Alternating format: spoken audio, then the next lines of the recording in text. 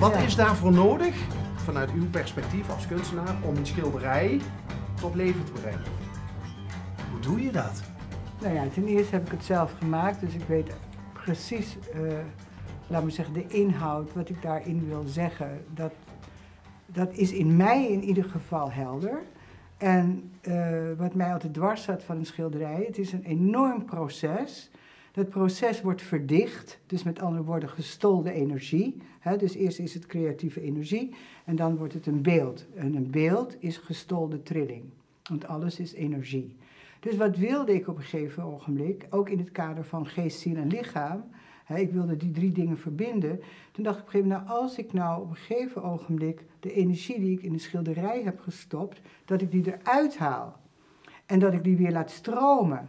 Nou, en zo ben ik langzaam maar zeker al 50 jaar lang op de muziek gekomen. Dus ik heb ook altijd een tekst, het is altijd een eenheid. De tekst van een schilderij en het schilderij zelf en de muziek. En dat is niet altijd per se chronologisch. Het een volgt het, soms is er eerst de muziek, soms is er eerst het beeld. Maar samen, en dat is dus wat we gaan doen nu, dus dat levensveld maken. Want denkbeeld, oftewel de tekst, en de klankbeeld, oftewel de muziek, en het kleurbeeld, oftewel het schilderij, vormen samen een heelbeeld. En dat heelbeeld vormt het levensveld. En het levensveld is juist ook het publiek. Dus in principe vraag ik het publiek, wat moet ik spelen? Dat kan ik ook nu aan jullie vragen hoor, dat maakt mij niks uit. Dus ik kan elk schilderij spelen. Kijk, hier je ziet, ik heb al mijn partituren al klaar, want ik vind het wel leuk, dat zijn mijn partituren. Zijn dus de ideeën die erachter zitten en die verklank ik. Mag ik er eentje kiezen? Ja. Echt waar? Ja, kijk maar eerst goed, hè. Niet zomaar wat zeggen. Hier heb je die al gezien. Dit is ook het schilderij trouwens. Bedoelt wat hier voor het raam hangt ook? Ja, ook alles is een schilderij. Want ik heb het zelf gemaakt. Nou, u had het over een trilling, hè? Ja. Ik vind dit wel, hier ontstaat iets. Ja, zeker. Zeker. Dat is the white rose of translucent radiance. Oftewel, dit is eigenlijk een witte roos, maar dat kun je symbolisch zien als het waanzinnige witte licht wat ons allen omringt. En wat zo waanzinnig nodig is op dit moment. En die energie, je ziet ook al die glittertjes erin, dus het zijn de reflecties van eigenlijk de particles, oftewel alle atoompjes enzovoort, de somatine.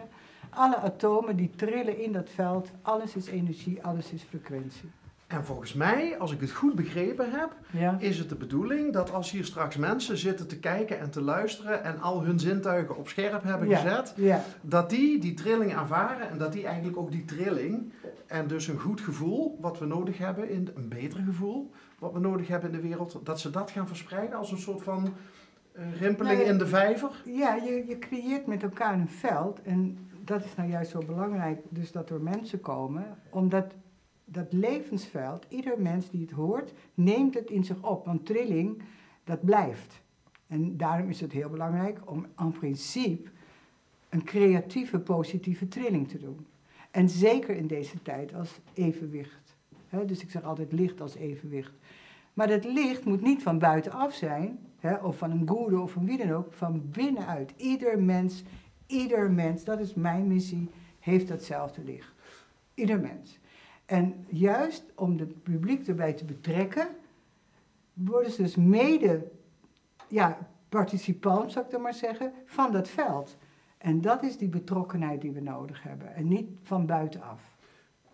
Laat ik vooropstellen dat wij hier, zoals wij dat altijd doen, volledig onvoorbereid, voor u dan, voor de deur stonden. Absoluut onvoorbereid. En dat ik het op prijs stel dat u als kunstenaar, out of the blue, min of meer, bereid bent voor ons om de muziek te maken, om te performen, want u zingt er ook bij, ik weet niet. Bij het schilderij van de Witte Roos. Van de Witte Roos, van het translucente licht. Ik ga even kijken of ik die tekst ook vind, want dat vind ik wel mooi. Als ik hem nu vind, welke ik daarbij had gekozen. En dit is eigenlijk het witte licht, het ligt nog daar, maar dat maakt niet uit.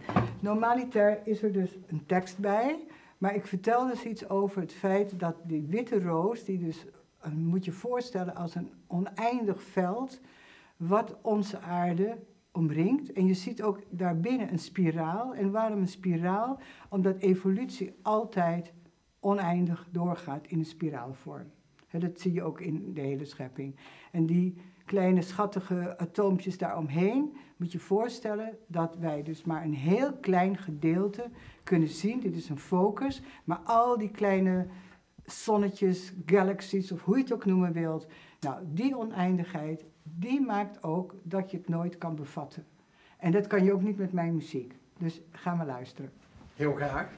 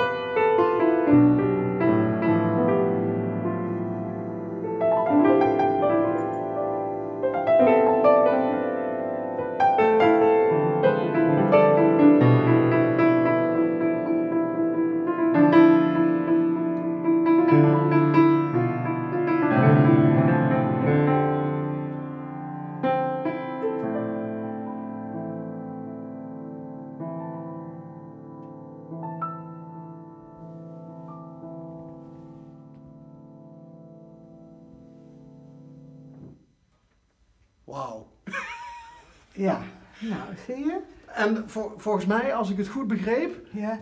U speelt het altijd anders. Ja, altijd. Het is nu, kijk, met jullie voelde ik, met alle conversaties die we net hebben gehad, want kijk, ik ben gewoon creatieve energie en ik vecht voor mijn zaak, zoals je dus duidelijk hebt gemerkt. Ik zat even te denken, ja, ik wil het toch voorlezen. Het is wel heftig, maar het is Engels. Is dat een probleem? Nee hoor. Nou kijk, ik wil toch eigenlijk, ik heb het dus gisteren gezongen, ik moet even kijken waar die is. Even kijken hoor. Oh, deze is ook wel heel leuk, maar... Nee, kijk, ja, wat vind jij, Iet? Kijk, dan vraag ik het even aan haar. Kijk, van die White Roses. Die is eigenlijk voor die ander. Ja, ik zie hem niet, ik heb hem net gisteren gezongen. Maar mogen we het in verband met de tijd ook bij dit prachtige stuk muziek... Nee, maar dat is goed. Maar kijk, het gaat erom, het heet White Roses of Compassion. Kijk, zo mooi dat je die witte roos, want die hebben het speciaal net opgehangen voor de wereldvrede. Die witte roos staat eigenlijk voor het feit, wat ik al zei, licht als tegenwicht en evenwicht. Dat we allemaal het witte licht, en nogmaals, je hoeft helemaal geen goeroe of wat dan ook te hebben, het is gewoon, ieder mens heeft, de een noemt het God, de ander noemt het inderdaad Krishna of Maharishi, maakt mij niets uit. Als je maar weet, ik noem het ik ben.